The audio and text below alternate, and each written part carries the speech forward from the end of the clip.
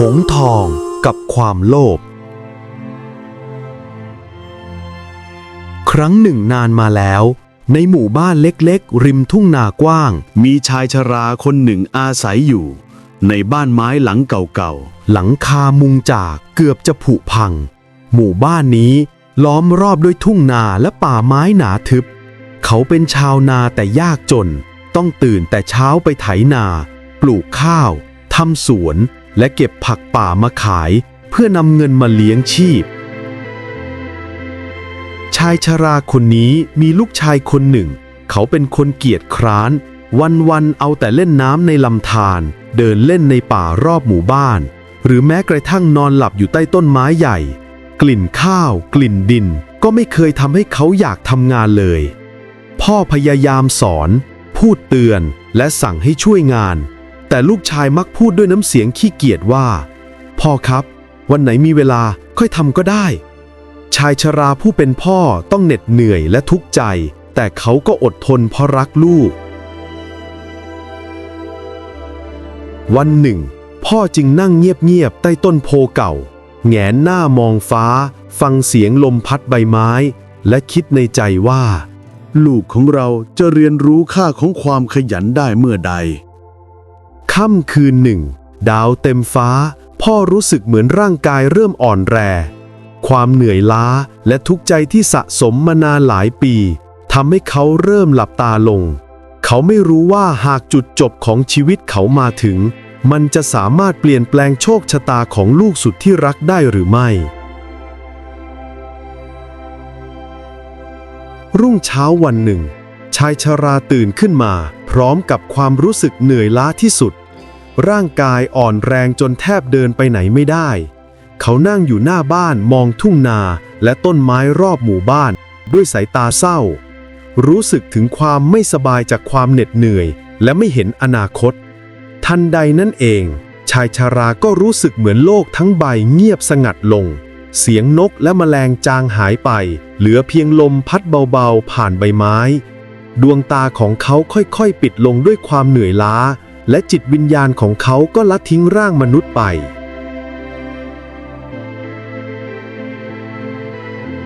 หลังจากชายชราได้สิ้นลมหายใจแล้วชาวบ้านได้ช่วยกันฝังเขาที่ร่มต้นโพใหญ่แม้ผู้เป็นพ่อจะจากไปแต่ลูกชายก็ไม่รู้สึกเสียใจอะไรไม่รู้แม้กระทั่งว่าตนเองจะต้องรับหน้าที่แทนพ่อไถนาปลูกข้าวทำสวนในผืนดินอันอุดมสมบูรณ์แห่งนี้วันเวลาผ่านไปลูกชายขี้เกียจก็ยังเอาแต่เล่นน้ำในลำธารเดินเล่นในป่าหาล่าสัตว์น้อยๆพอเป็นอาหารประทังชีวิตไปวัน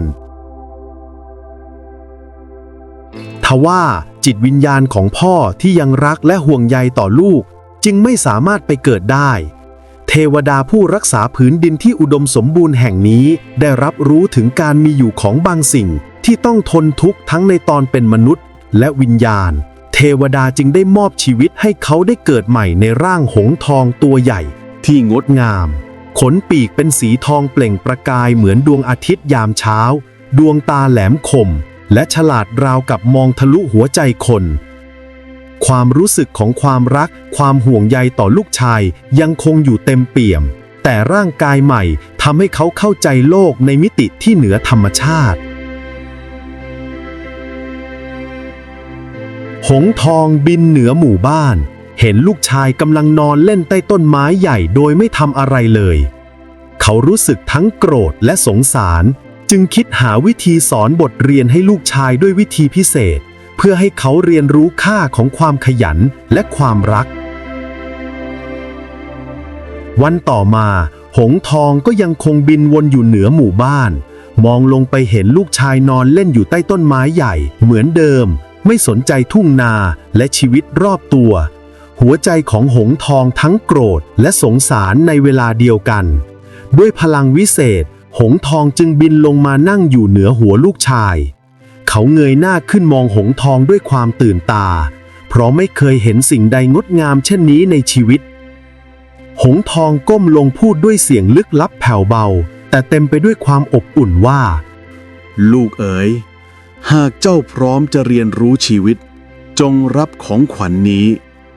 ทันใดนั้นหงส์ทองค่อยๆกางปีกสีทองอารามแล้วปีกหนึ่งก็ค่อยๆหล่นลงพื้นลูกชายเห็นเช่นนั้นก็เก็บมันขึ้นมาเขารู้สึกถึงความหนักแน่นและพลังลึกลับในปีกแต่เขาก็ยังไม่เข้าใจความหมายของมันเลย นี่คือปีกแห่งความรักและความหวังของพ่อจงรักษาไว้และใช้มันเพื่อทำความดีในชีวิตหงส์ทองกล่าวแล้วก็บินวนอยู่เหนือหัวลูกชายก่อนจะจากไปชั่วขณะ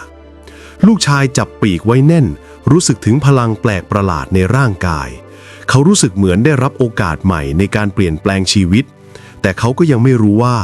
ความโลภและความมักมากกำลังซ่อนอยู่เบื้องหน้ารุ่งเช้าวันต่อมาลูกชายตื่นขึ้นแล้วพบว่าปีกที่เขาถืออยู่เมื่อวานนั้นเริ่มเปล่งประกายแปลกประหลาดปีกสีทองอารามเปลี่ยนเป็นทองคำบริสุทธิ์ส่องแสงระยิบระยับไปทั่วห้องและพื้นดินรอบบ้านตอนแรกเขารู้สึกตื่นเต้นและดีใจแต่ไม่นานความโลภก็เริ่มกัดกร่อนหัวใจ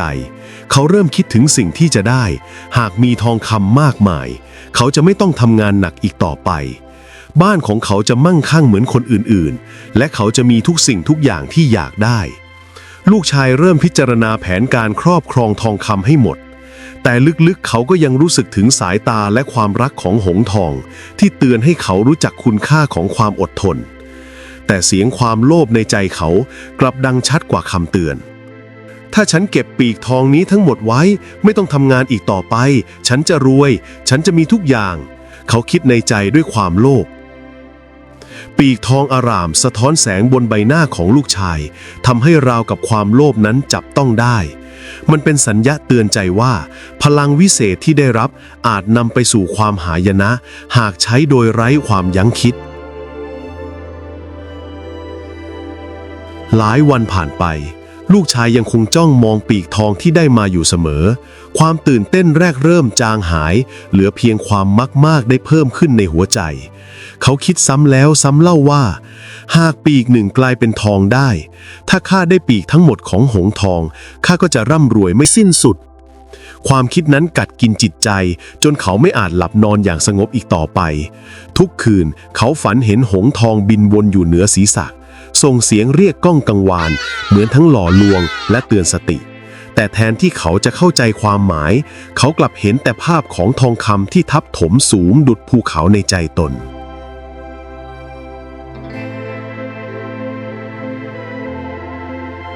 กระทั่งวันหนึ่งเขาได้ยินเสียงปีกดังแผ่วๆบนท้องฟ้า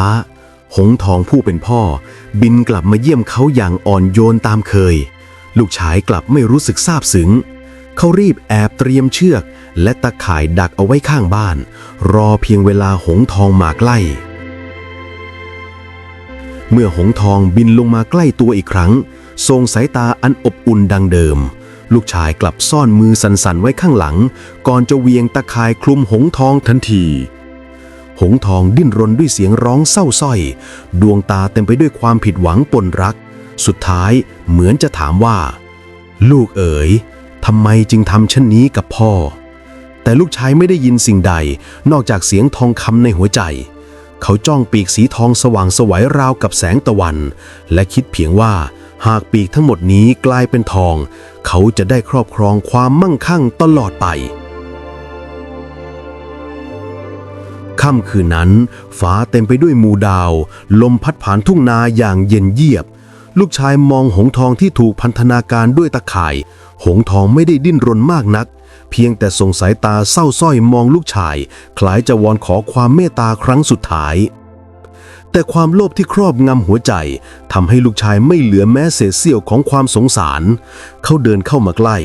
มือกำมีดไว้แน่นใบหน้าสั่นไหวเพราะทั้งกลัวและกระหายทองคำหงส์ทองส่งเสียงร้องเบาๆราวกับเสียงพ่อกำลังพูดปลอบโยนในวันหวานว่าลูกเอ๋ยความร่ำรวยแท้จริงคือความดีและความภาคเพียรแต่เสียงนั้นถูกบดบังด้วยความคิดเดียวในหัวของลูกชายปีกเหล่านี้ต้องเป็นของข้าแล้วคมมีดก็แทงลงไป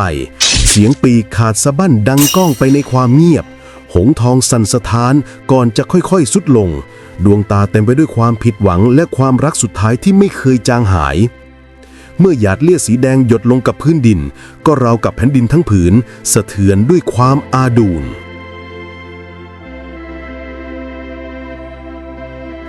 แต่สิ่งที่ลูกชายหวังกลับไม่เกิดขึ้นปีกที่ขาดไม่ได้กลายเป็นทองคำหากแต่กลับซีดจางเหลือเพียงขนแห้งกรอบไร้ค่าเขายืนตะลึงมือสั่นความหวังทั้งสิ้นพังทลายหงส์ทองเปล่งแสงสุดท้ายอันอบอุ่นร่างกายสลายไปต่อหน้าต่อตาลูกชายเหลือเพียงลมอ่อนๆพัดผ่านราวกับพ่อได้จากไปอย่างไม่มีวันหวนกลับมาลูกชายทิ้งมีดลงกับพื้นหัวใจว่างเปล่าความโลภที่ครั้งหนึ่งทำให้เขาแสวงหาความมั่งคั่งบัดนี้กลับกลายเป็นความสูญเสียที่ไม่อาจย้อนคืนได้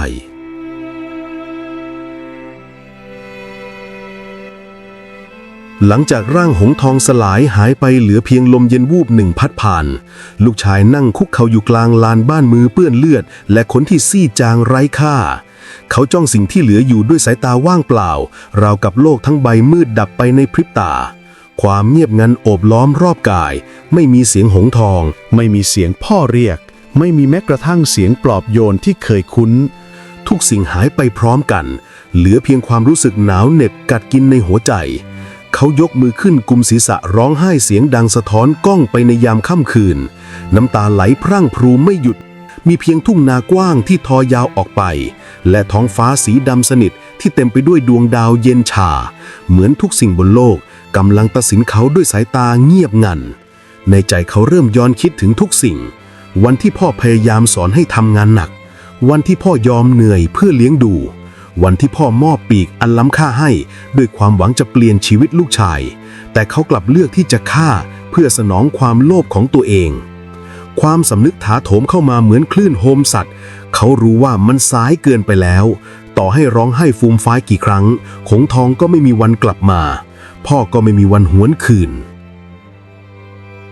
ตั้งแต่คืนนั้นชีวิตของเขาต้องเผชิญกับความว่างเปล่าแม้จะยังมีชีวิตอยู่แต่หัวใจกลับเต็มไปด้วยบาดแผลที่ไม่เคยสมาน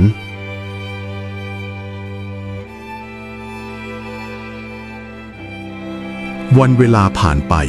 หลังจากเหตุการณ์คืนนั้นหมู่บ้านเล็กๆที่เคยได้ยินเสียงหงส์ทองบินวนบนฟ้ากลับเงียบงันราวกับวิญญาณทั้งปวงได้หายไปพร้อมกับแสงทองอร่ามของมันชาวบ้านเริ่มสงสัยเมื่อไม่มีใครเห็นหงส์ทองอีกเลยต่างเล่าขานกันไปว่ามันอาจย้ายถิ่นหรือถูกพรากไปโดยพลังเหนือธรรมชาติมีเพียงแต่ลูกชายคนเดียวที่รู้ความจริงความลับอันขมขื่นที่เขาเป็นผู้ทำลายด้วยมือของตนเองทุกครั้งที่เขาเดินผ่านทุ่งนาเขามักจะได้ยินเสียงลมพัดคล้ายเสียงพ่อกระซิบในหูลูกเอ๋ยความรักของพ่อไม่เคยหายไปแต่ความโลภทำให้เจ้าสูญเสียทุกสิ่งเสียงนั้นทำให้เขาหวาดกลัวและเจ็บปวดจนบางคืนเขาสะดุ้งตื่นกลางดึกเห็นภาพเงาหงส์ทองปรากฏอยู่บนท้องฟ้าเพียงชั่วขณะแล้วหายไปเหมือนกำลังตามหลอกหลอนให้สำนึกผิดไม่รู้จบ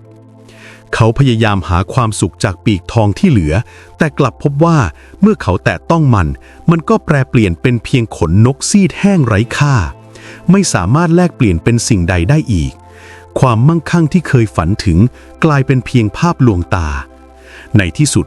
ลูกชายค่อยๆกลายเป็นชายหนุ่มเร่ร่อนหมดเรี่ยวแรงและสิ้นหวัง